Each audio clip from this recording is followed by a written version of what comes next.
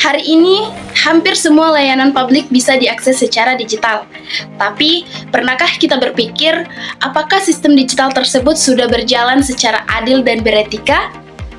Assalamualaikum warahmatullahi wabarakatuh. Perkenalkan, saya Whisky Noho, jurusan Manajemen Fakultas Ekonomi dan Bisnis Universitas Negeri Gorontalo. Pada kesempatan kali ini, saya akan mempresentasikan artikel yang telah saya buat dengan judul Tantangan dan Strategi Kepemimpinan Etis dalam Transformasi Digital, Studi Literatur pada Sektor Publik Indonesia. Materi ini membahas pentingnya kepemimpinan etis dalam menghadapi transformasi digital di sektor publik Indonesia. Nah, untuk memahami mengapa topik ini penting, mari kita mulai dari latar belakang permasalahan. Transformasi digital menjadi prioritas utama dalam reformasi sektor publik Indonesia melalui e-government dan layanan digital. Teknologi memang meningkatkan efisiensi dan transparansi, namun juga memunculkan tantangan etika seperti penyalahgunaan data, bias algoritma, dan lemahnya akuntabilitas digital. Juanda et al. Tahun 2025 menegaskan bahwa inovasi digital harus disertai dengan penguatan etika dan karakter agar tidak merugikan kepentingan publik. Oleh karena itu, kepemimpinan etis dibutuhkan untuk memastikan bahwa kemajuan teknologi tetap berlandaskan nilai moral dan keadilan sosial. Berdasarkan latar belakang tersebut, diperlukan landasan teori dan konsep untuk memahami topik ini secara mendalam. Oleh karena itu, pembahasan selanjutnya akan mengulas tinjauan pustaka terkait kepemimpinan etis dan transformasi digital sektor publik. Kepemimpinan etis didefinisikan sebagai kemampuan pemimpin dalam memengaruhi perilaku organisasi berdasarkan nilai moral, keadilan, dan tanggung jawab sosial. Yudianto et al. Tahun 2024 menegaskan bahwa etika administrasi publik merupakan fondasi utama dalam mewujudkan good governance. Dalam konteks transformasi digital, Raja Guguk et al. Tahun 2025 menyatakan bahwa pengelolaan data dan sistem digital tidak hanya membutuhkan kompetensi teknis, tetapi juga sensitivitas etis agar penggunaan teknologi tidak melanggar norma hukum dan nilai kemanusiaan. Landasan teori tersebut menjadi dasar untuk masuk ke pembahasan utama dalam artikel ini. Ada 4 pokok pembahasan dalam artikel ini. Yang pertama, tantangan etika dalam kepemimpinan publik digital. Transformasi digital di sektor publik memang meningkatkan efisiensi dan kecepatan layanan, namun juga menghadirkan tantangan etika yang serius, seperti resiko penyalahgunaan data publik, kurangnya transparansi algoritma, serta potensi bias dalam pengambilan keputusan berbasis sistem digital. Makalao dan Suratin tahun 2023 menegaskan bahwa tanpa integritas moral dan pengawasan yang kuat, digitalisasi justru dapat membuka bentuk baru penyimpangan dan korupsi. Oleh karena itu, pemimpin publik dituntut tidak hanya memahami teknologi, tetapi juga mampu mengendalikan dampak etis dari penggunaannya.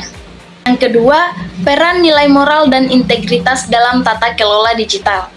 Nilai moral dan integritas menjadi fondasi utama dalam tata kelola digital sektor publik. Pemimpin yang berintegritas tidak hanya mematuhi aturan, tetapi juga memastikan setiap kebijakan digital selaras dengan nilai keadilan dan kepentingan masyarakat.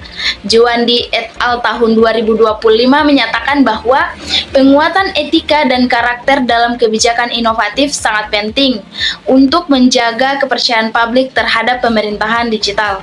Dengan demikian, integritas pemimpin menentukan apakah teknologi digunakan sebagai alat pelayanan atau justru sebagai sumber ketidakadilan. Yang ketiga, strategi kepemimpinan etis menghadapi disrupsi digital.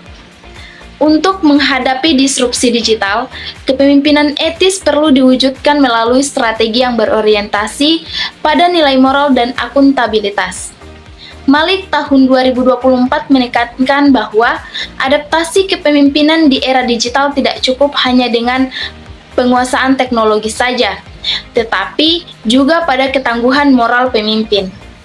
Hal ini dapat dilakukan melalui penyusunan kebijakan digital berbasis etika, pelatihan etika digital bagi aparatur, serta kolaborasi lintas sektor guna menciptakan sistem pengawasan yang transparan. Yang keempat, implikasi kepemimpinan etis terhadap pelayanan publik.